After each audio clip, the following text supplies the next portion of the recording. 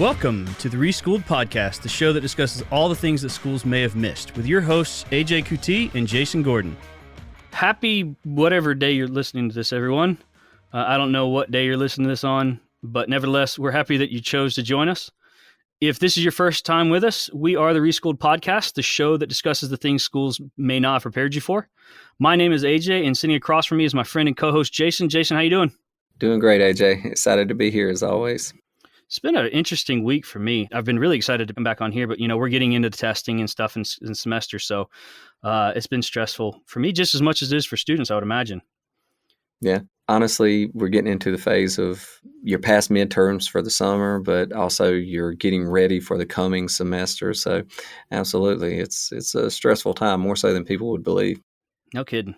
Well, Jason, this is an exciting day for both of us and the listeners. First, it's exciting because we are now at episode 5, not including the introduction episode, which is my first check mark on my short-term goals list. Next is to make it a 10, the 20, yada, yada. But, and don't laugh at my excitement for the first 5 episodes. I'm a firm believer in celebrating small successes, and that'll lead to big successes. So that's one big thing that I'm excited for. The other reason I'm excited is because we're starting a new series today. And in that new series, which we're calling College 101, we are discussing topics that pertain really just to college itself. So this series is really geared toward those listeners that have either made the decision to attend college or have already started their college and are in their earlier years in college. Now, if you are in your later years of college, like a junior or senior or fifth year senior, that doesn't mean that you can't learn something from these series. We hope you stick around, and if nothing more, just let us know your thoughts on what we've been discussing. So for the first, let's call them chapters. I think that's it fits the podcast theme. So for the first chapter of the series, we are going to be explaining how college works from a student's perspective, really focusing on topics like scheduling, core classes, prerequisites, and the likes. So pretty much we are going to be discussing the same thing we would be talking to our students about when we advise them. So does that sound good to you, Jason? Absolutely. Before we jump in, though, into this episode, let's remind everybody, our website is reschool'd.com. You can see our series, our episodes within the series, learn more about us, send us messages, comments, things like that we can integrate into the show. So please visit our website. Also, our social media handles, Twitter, Facebook, we are Reschool'd Pod.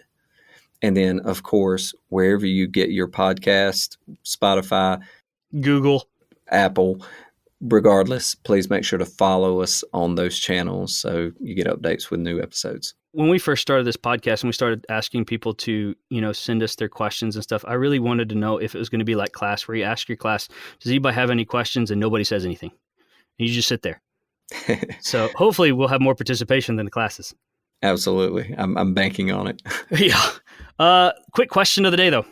When you were going through college, would you rather have had your class sequencing already decided for you, or have the flexibility of choosing classes on your own to a degree, like what many colleges and universities do now? Mixed answer.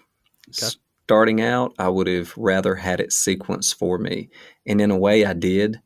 So that was beneficial. It helped, in a way, the transition, because high school, everything is pretty well sequenced for you at least within a certain time frame. So having the classes sequenced for me, and I knew I had to work around this time frame, it kind of eased me into the idea of managing life outside of class while managing class at the same time. But I will say, as I was moving forward, junior, senior year, I wanted that autonomy to structure my classes how I wanted to during whatever time frame I wanted to on whatever days. So mixed question, starting out, good thing. Later on, I wanted that autonomy. And luckily, that's kind of the way the system's built these days. The further you go into your program of study, the more autonomy you have in creating your own schedule. Yeah, I think I was on the side of the flexibility, and it has to go back to exactly what I was saying, which is the strategy. Again, I'm a huge proponent of strategy, and this allowed me the ability to really, one, hone in my strategy, but two, use it to my advantage. And so to take you back a little while back when I was in college, which was, buddy, that was 10, 12 years ago. The Hope Scholarship at the time allowed you to, they would pay for your college education, but they had really two main requirements. One is you had to be a full-time student, and two, you had to have a GPA higher than a 3.0. And prior to me going into college, the rule was that they were going to check your GPA at the end of your freshman, at the end of your first year, at the end of the second year, at the end of the third year, and that's it. But when I got to college, they actually changed that rule to they were going to check it at the end of 30 hours, at the end of 60 hours, and at the end of 90 hours. So it doesn't necessarily mean, and again, my strategy kicked in and thought, okay, if my GPA is not where I really need it to be in the second semester, then I just won't take enough hours to get me to 30. I'll take 29 hours, which means by default, they were going to check it in the following semester. And in the following semester, I would just take some easy classes to bump my GPA up. And so it allowed me that ability to, again, use strategy to work with what helped me. Because again, my first semester, I wasn't the best student. Afterwards, in my second year, I picked it up, but it allowed me to do that. So I wouldn't have that ability had it been structured for me. So I like that flexibility in the early years. And so that relates to the individual, right? You Sure. understood strategy coming in. You understood what you were to expect from college.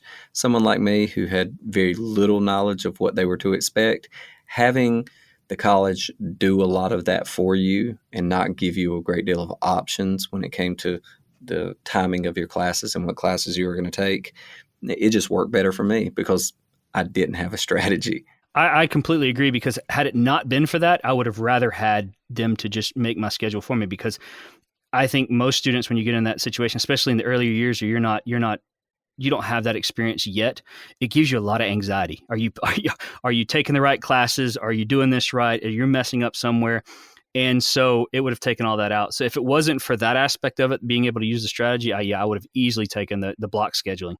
Well, let's get into our main topic today, and that is dealing with just how college works. Let's take a step back. I want to define something for me. I want you to tell me, what do you think, or why do you think they call it a college career? That's a great question. So we understand career to be our professional life and professional ventures that we go into. Well, college has a dual role, right? It's personal development as well as career development. So categorizing it as a part of your career, I think, helps with that understanding that it is a part of your career, right? It is a part of your professional development. I think maybe it's not branded well enough to help people understand how it affects you as a person. But the fact that you have to do things like decide your major, right? That's a stepping stone towards what you want to do in life. The fact that you have to arrange your classes in that major, the classes you're going to take, the timing of it, things like that, the same way you're going to have to manage tasks and manage responsibilities or do the things necessary in your career, right? Very similar to the things you're going to have to do.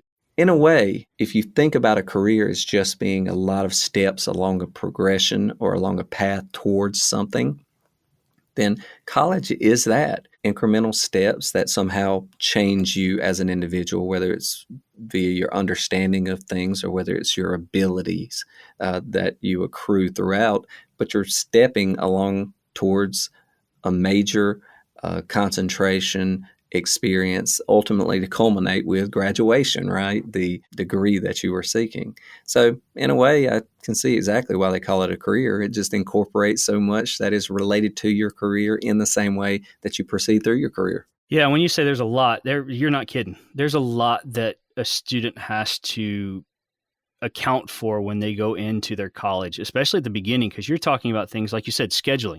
Scheduling is a big issue for some students. You have the idea or the notion of this, you have core classes and then you have major classes.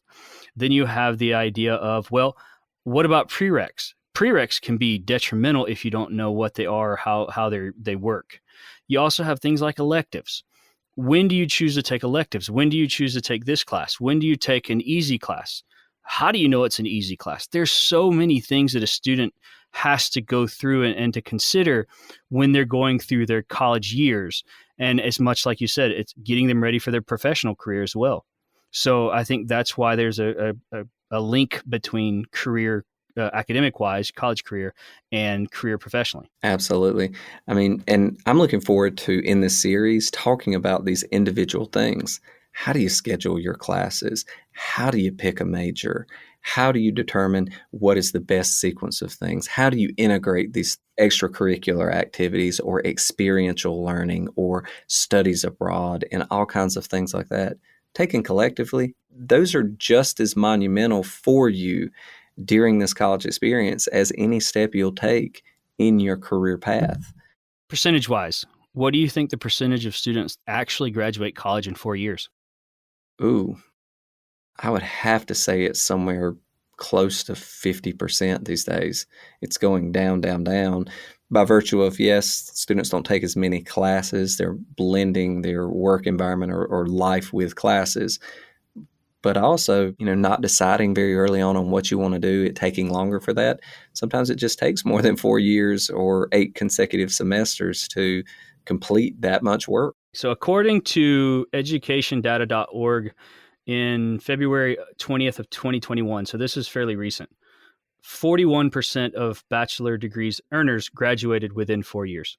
Okay, so I even underestimated there. I said more than 50% did not. Well, it's 60%. So Yeah. yeah. So yeah, it's, again, that I think that has a lot to do with so many of these variables, not knowing what core classes they need to be taking, what the prereqs are, their scheduling. Something as simple as knowing how many hours are needed to take each semester in order to graduate in 4 years is something that affects that statistic. Because I have a lot of students. I mean, in college, full time is 12 hours, but that doesn't mean that you're going to graduate in 4 years if you only take 12 hours in a spring and a fall semester. When I'm advising students, that's one of the primary questions they ask me. How far am I away from graduating if I continue taking this, and this sequence of classes, blah, blah, blah. And, there are resources out there. Colleges are probably, in terms of student resources, more rich than ever as far as the things that can help you, whether it's study aids or programs that help you sign up and manage your schedule and Or things like that. podcasts.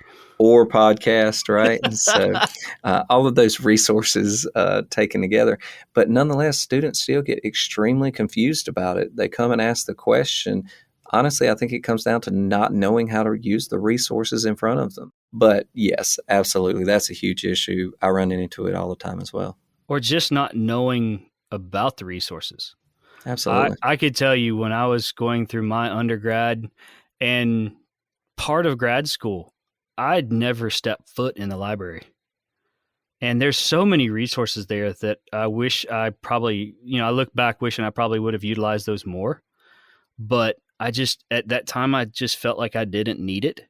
And then you go back and you hear of all the resources they have that would have helped me. It would have been a better decision for me to actually utilize those. Sure. And I was one that studied in the library, and I was still completely oblivious to many of the resources that were there for me. Never took advantage of them, should have. But, that's part of this mission, right? Trying to make students aware of what's there for them so that they can take advantage. It's also important to point out, too, that not all classes are the same. So if you take one class, it may be worth 3 hours. If you take a science with a lab, it may be worth 4 hours. If you take a PE, it may be worth 1 hour. So not all classes are the same, too. Absolutely. And the way it's scheduled, as classes take place either on 1 day a week, 2 days a week, or 3 days a week, or in some situations, 5 days a week. But it's far more common with the 2 days a week or 3 day a week classes. How do you mix in these classes that have an extra hour for a lab that takes place on a different day?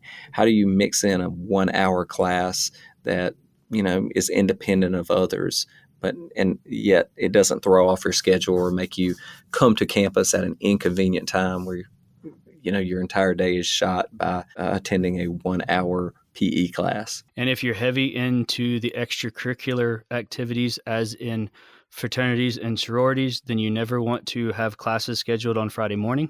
Right. Because Thursday night is always college night. Yep.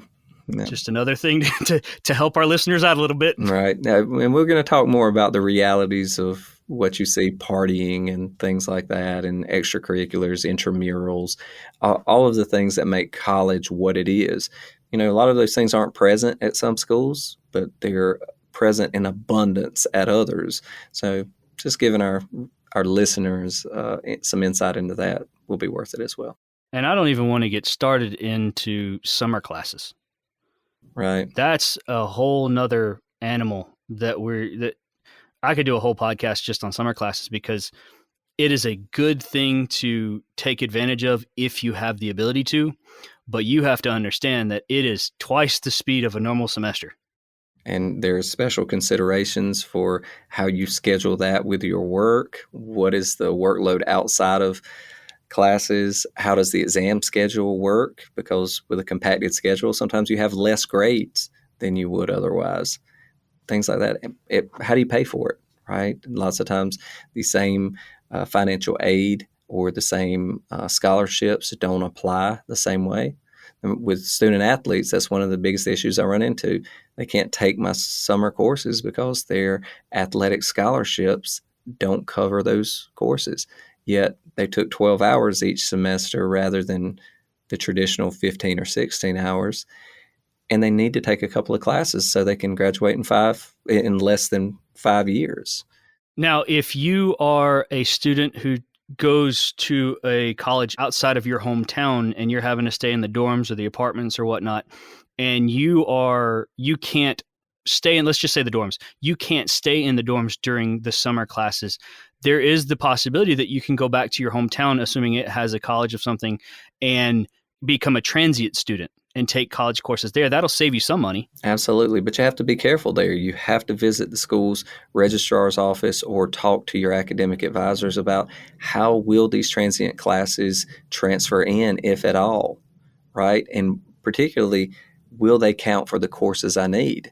Because sometimes schools have agreements with other schools and commensurate courses are already identified. But if they're not, then you have to do the legwork of demonstrating that this course is commensurate with, in terms of the material, the learning objectives, that they satisfy the requirements of the course at your home school. That's an important issue. Just additional things to think about with summer classes, particularly. And I will say this as a way to hopefully help our listeners not fall into a trap or make a mistake, is that when you get to college, all of your decisions that you're having to make, all these things that we've been just, touching on, hopefully we're going to be going into a lot more depth in future episodes and future chapters of this series. All of those decisions are your decisions. And if you make the wrong decision, it's on you. It's not somebody's going to come clean up the mess for you. If you didn't consider a prereq when you were scheduling, and now you have to wait an extra semester in order to take the class, that's on you. You're going to have to pay for that. And nobody's there to catch you in a safety net sometimes. Now, sometimes your advisor will help you depending on how connected you are with them. But again, that's on you to stay connected with them. Absolutely. And, you make that mistake. All of a sudden, the following semester, you don't have all the courses. You're not qualified or have the prerequisites to take the courses you need. That pushes you back in how long it's going to take you to graduate, or the sequence of courses that are available to you at any point in time. All of a sudden, it makes it more difficult to manage your life in terms of work-life balance, life-school balance. And then, like I say, it can cost you in resources by making you graduate later. Just, it throws so much off if you don't stay on top of that. And as much as schools try to make students aware of these things and to keep them apprised of any issues that could arise, they can only do so much, right? It's primarily up to the student. Like you say, stay in touch with your advisor. They're going to be the ones that can help you more than anything else. And pretty much all schools, at least your traditional academic institutions, maybe not as much your for-profit online type programs, but your traditional schools are going to have mentors, advisors who are there for you to talk to, who can provide you good information on all these topics. So, Jason, I want to ask you a quick question, but mid-podcast, quick question. So it's still personal. I just want to kind of get to know where you stand on this. for those who don't know or haven't been to college yet, there are some periods in college where you have the registration period, which is you signing up for the class. Then you have what's called the drop period, which is you are getting out of the class very quick in relation to when the registration date is. And what that is you're just dropping out of the class. You're not having to pay for it, anything like that. You just kind of wanted to test it to see if you like it or you like that professor. And if you don't, you just get out, no financial implications. Then you have what's called a withdrawal period, which is generally right after midterms or somewhere close to right after midterms. And what that is doing is just saying, I'm not at the grade I think I need to be at. So I'm going to withdraw from the class.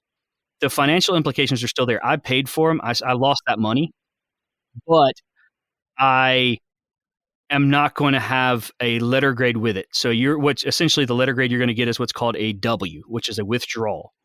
And so did you utilize that when you were in college? Did you utilize the withdrawal in your courses? Only one time. Okay. Most of the time I was, pretty set in my courses. I knew what I was getting into, and based upon the sequence of courses I needed to take, there weren't other available options. So I never withdrew from classes. The one time I had to withdraw was I made a mistake. I was taking classes outside of my major. I didn't visit an academic advisor, and I took 2 classes that were incompatible. Only one of them could count. So that being said, I was going to waste 3 hours during the semester. So I withdrew from it so I could immediately join. And I was very lucky that the school had a half semester course that I could join. Of course, it goes at twice the rate, right? Then just like a summer semester class. Just like a summer semester class. So I was able to do that and still get the academic credit for the semester that I needed to proceed towards graduation. But I made that mistake, right? But that was the one time I used it. How about you? I used it more than once. I didn't use it a ton, but I do remember that there was a few classes that I did withdraw, and it mainly had to do with the grades. I used them more I would say almost exclusively in my earlier years when I was in pre-med, not when I transitioned over to the business school. Because, when you get OChem or PChem or, those biology classes, it was just, I did not want to test it. And again, also too, my mindset at that time was me trying to go to medical school, and I knew my GPA had to be up too. Yeah. So I didn't want to test that as well. Yeah, that's smart. I mean, that's one thing we'll talk about in greater detail later, but being able to withdraw there so you don't harm your GPA for your later plans. Oftentimes, GPA is not going to be an important factor for you career-wise. That is, the employer you go to may not look at your GPA. They just want to see that you graduated from college. But it will come up in other circumstances. There are some employers, particularly on very difficult to get into positions with professional services like consulting or something like that. Also, graduate school is the big one, right? Everything that's there on your record comes back to haunt you at some point in time. That W is nowhere near as big a factor as receiving a failing grade. Even if your school's the type that allows you to retake the course and replace the grade, which is something you increasingly see in schools, there's still on your permanent record that failure in that class. And when you apply to graduate school, that record is still going to be transmitted in its entirety. So it can prejudice you in the future. So yes, using the W effectively, I recommend judiciously. A whole bunch of W's does not look great, and you're wasting a lot of money. Yes. But using it the right way is important. Yeah, it's a last resort, I think. I mean, it's one of those things that like I tell my students sometimes ask me, should I drop your class? And typically what I tell them is, one, is your GPA of a major concern? If it is not, because they may not be going to, they know they're not going to go to the master's program or grad school or whatnot, I usually tell them, ask them, is there another class that you can take your time away from this class if you withdraw from it and put it to that class to make a better grade? If there is, then do that. If there's not, and you got A's in everything, and it's just my class that you're worried about, one, you never know what's going to happen until the end. And two, you've already paid for this class. If GPA is not a concern, why not finish it out? And that way, when you take it again, because you're going to have to take it again if you fail, you already have a foundation to build upon the next time. That makes complete sense. I agree. I couldn't agree with you on that more. Well, let's finish. I got one more question for you, and I think we can just kind of bring this full circle. This is kind of advice to our listeners. Let's assume I was just accepted to my first choice of college or university. So we're assuming a 4-year institute. What is the first thing I need to know or do? Well, again, college is a broad area. It does allow you to kind of test the water a bit because there are core classes, but you have to make some really important decisions about how your life is going to run. Are you going to move on campus? Are you going to live in the dorms, or are you going to get an apartment, or are you going to commute? Are you going to be involved in extracurriculars immediately? The Greek life and things like that are relevant immediately because you have to rush for those up front, and there's going to be a lot of things pulling you in different directions there. It can be important to know something about your intended career path up front. Like I've said before, if you're going to pursue what we call a STEM concentration, anything in science, technology, engineering, and math, well, during the first semester, you're going to have to make the decision about, do you take a math class that will qualify you for as a prerequisite for many of those future courses in that major, or do you take a lesser math, right? That maybe a math for liberal arts majors, right? That is not going to be so technically focused. I early on took calculus. I ended up Me too. to change my major later, so I didn't need it. But if I had not taken calculus as soon as I got to college, then I couldn't have continued on as a biology major. So that being said, you're going to have to know a little something about the direction you want to go, category wise. Is it going to be STEM related or not? Because once again, that's going to be important. And lastly, I'd say, are you going to try to balance some professional element, whether it's starting your own business, working at the same time that you're in school? Because that's going to make a huge difference in pretty much all those other decisions I just mentioned. You have to have an idea about that. So you need to start planning your life as much as you need to start planning that whole aspect of college career that we talked about a minute ago. Yeah, I think I'm going to piggyback on that. I think I'm going to kind of add to what you're saying, and it has to do with when you get to college, when you're in that area of your life where you say, okay, I'm in college, and it's fall. I hope if you start in the fall, and you are trying to figure out ways to get ready to prepare yourself. I think it has to do with the fact that you just need to have enough discipline to, like I said, prepare yourself. It's the time that you're willing to put in. Think of it as an investment. If you're talking about investing money, you're not going to throw money randomly in hopes that it's going to give you something back. You're going to put time and effort into doing research and prepare yourself to know which ones you need to invest in. That's more likely going to make the return bigger. The same thing is going to happen in college. If you don't prepare yourself and you go in there blindly and say, okay, they're going to do everything for me, or I'm just going to kind of shoot from the hip or anything like that, it's going to be a nightmare when it comes to the outcome from that. You're going to see more problems. You're going to have more issues with your scheduling. You're going to have more issues with your credits. It's going to cause a catastrophe if you don't take the time to really understand it. So I would say first, just put in the time to understand it early and don't make those mistakes. I always say you will only make that mistake one time. The second time is really not a mistake anymore. And so that's my first one. The second one is, and I think, Jason, you said this on a previous episode too, about how to lessen the gap between the transition of high school and college. And that was finding a mentor. I think the same thing could stand true here in that find somebody that you can connect with on campus that can help you out.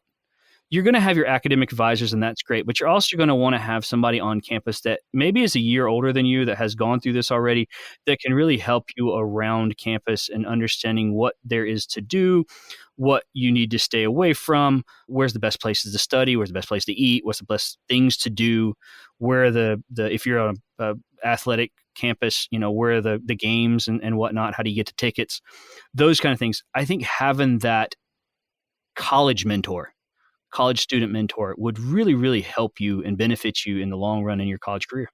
Absolutely. I mean, if I were to say one action item, get a mentor, and everything else I mentioned, they will help with that process as well. Those will be the things that they bring up, the questions you ask, they can answer it. And once again, just like you said, somebody who has already gone through it, but recently gone through it. We tend to forget about the little things. I tell people all the time, we forget what we don't know. Yep. Right? I mean, simple enough. We don't realize now that at some point in time, we didn't know much of what we know now. And college is a big part of that. So if you ask me for advice off without giving me some context, I may jump over things and make assumptions. You're going to have a lot of that happen if you talk to mentors who at least don't appreciate the position you're in. That is, so if you can find somebody who is in a similar position to you, financially, experience-wise, background, level of knowledge of the system, concentration major, that's going to be most effective for you. Well, I think this is a good place to end today's chapter episode. On the next chapter, we are going to be discussing the next, I guess, stage in your college career. So we just talked about how college career works. The next logical step would be exploring and deciding on a major. So that's going to be coming up on the next episode. So hopefully you'll join us for that one. But before we leave, Jason, do you have anything you want to say? No, once again, I appreciate you guys tuning in. Hopefully we're covering the things that you need to hear or at least want to hear, answering your questions. Make sure to drop us a line so that we understand what you want to hear.